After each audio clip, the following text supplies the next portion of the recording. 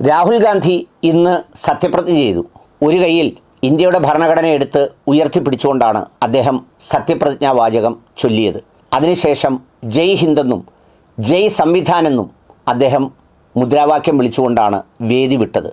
അദ്ദേഹത്തിൻ്റെ സത്യപ്രതിജ്ഞാ ചടങ്ങ് കാണാം. I, Rahul Gandhi, having been elected a member of the House of the People, do solemnly affirm that I will bear true faith and allegiance to the Constitution of India as by law established, that I will uphold the sovereignty and integrity of India, and that I will faithfully discharge the duty upon which I am about to enter. Jai Hind, Jai Samvidhan.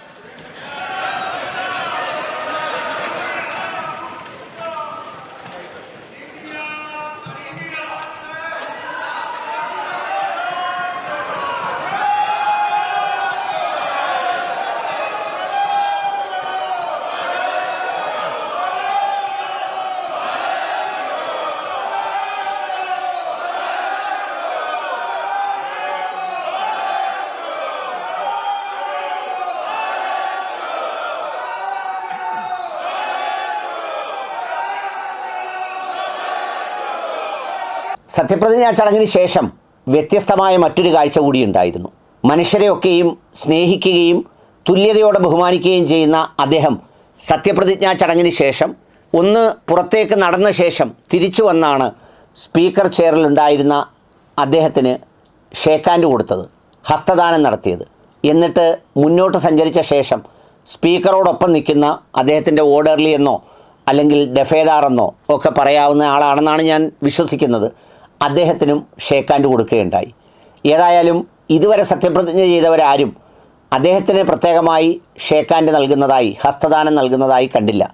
പൊതുവിൽ നമ്മൾ ഹസ്തദാനം ചെയ്യുമ്പോൾ ഒരാളിനെ മാത്രമല്ല, ഒരു നിരയിൽ നിൽക്കുന്നവരെ എല്ലാവരെയും മനുഷ്യരെന്ന തുല്യ പ്രാധാന്യത്തോടെ ചെയ്യണമെന്ന് പറയുന്ന മഹത്തായ സന്ദേശം കൂടി രാഹുൽ ഗാന്ധിയുടെ ആ ഹസ്തദാനത്തിൽ ഉണ്ടായിരുന്നു എന്നാണ് പറയപ്പെടുന്നത്. ഏതായാലും ഇന്ന് അദ്ദേഹം ഭരണഘടന ഉയർത്തി കാണിച്ചപ്പോൾ ഭരണകക്ഷി ബെഞ്ചിൽ നിന്നും അദ്ദേഹത്തിൻ്റെ മുത്തശ്ശി ഇന്ദിരാഗാന്ധി പണ്ട് അടിയന്തരാവസ്ഥ പ്രഖ്യാപിച്ച് എല്ലാ ഭരണഘടനയും റദ്ദ് ചെയ്ത വാർത്തകളാണ് മറുവശത്ത് നിന്ന് ഉദ്ധരിക്കപ്പെട്ടത്.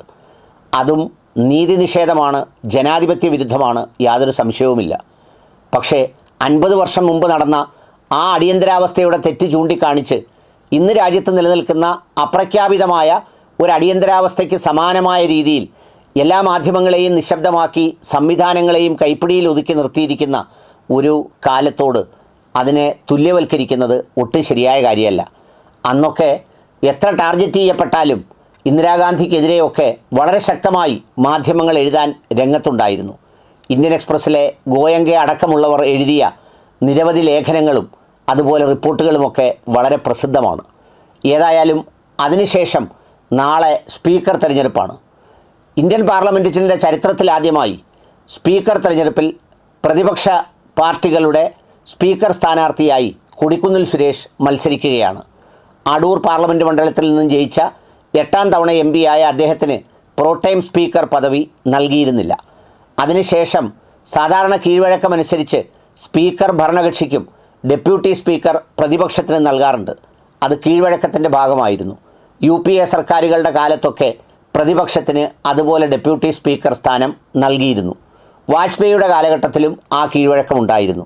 എന്നാൽ ഇപ്പോൾ ഡെപ്യൂട്ടി സ്പീക്കർ സ്ഥാനം കോൺഗ്രസ്സിന് നൽകണമെന്ന് ഇതിലൊരു സമവായമുണ്ടാക്കാൻ വേണ്ടി വിളിച്ച രാജ്നാഥ് സിംഗിനോട് നമ്മുടെ കോൺഗ്രസിൻ്റെ ദേശീയ പ്രസിഡന്റ് ഖാർഗെജി പറഞ്ഞെങ്കിലും തിരിച്ചു വിളിക്കാമെന്ന് പറഞ്ഞ ശേഷം പിന്നീടൊരു മറുപടിയും കിട്ടിയില്ലെന്നും ആ കീഴ്വഴക്ക ലംഘനത്തിനും ശൈലി മാറ്റത്തിനുമെതിരെയാണ് തങ്ങൾ സ്ഥാനാർത്ഥിയെ നിർത്തിയതെന്നാണ് രാഹുൽ ഗാന്ധി ഉച്ചയ്ക്ക് മാധ്യമപ്രവർത്തകരോട് പറഞ്ഞത്.